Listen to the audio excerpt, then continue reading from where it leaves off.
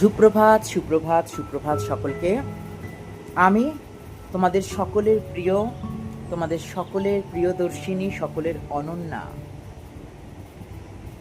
স্বর্ণ কমলিনী তপস্বী।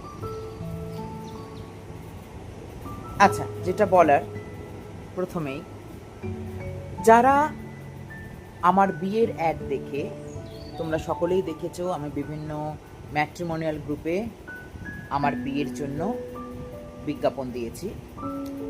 যারা যারা যোগাযোগ করছো তাদেরকে কিছু বিষয়ে ক্লিয়ার করা দরকার।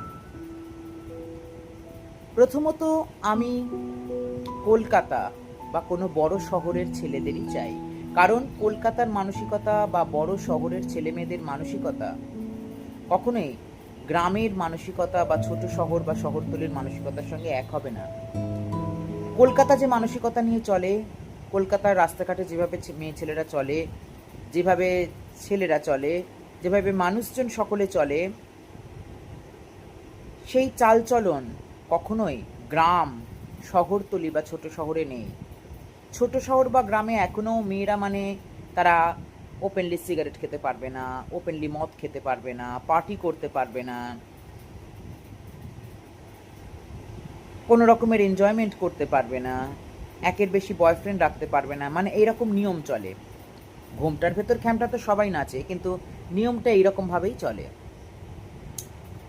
তাই গ্রাম, ছোট শহর বা শহরতলির মেয়েদের এখনও গায়ে ওড়না দেওয়া, এখনও সেই শাড়ি বা চুড়িদার পরা, বা বিয়ের পর শ্বশুর শাশুড়ির সামনে শাড়ি চুড়িদার পরতে হবে, সবসময় বাড়ির কাজ করতে হবে, কাজ বাজ ছেড়ে দিয়ে, বা তুমি চাকরি করলেও তোমাকে বাড়ির রান্নাও করতে হবে, ঘুঁটে দিতে হবে, এই করতে হবে, তাই করতে হবে, সেই করতে হবে, বাড়ি থেকে বেরোনো যাবে না। ছেলেরা 10টা সম্পর্ক রাখতে পারে, ছেলেরা 10 জায়গায় মদ বিড়ি সিগারেট খেতে পারে, ছেলেরা সকলের সামনে মদ খেতে পারবে, সিগারেট খেতে পারবে।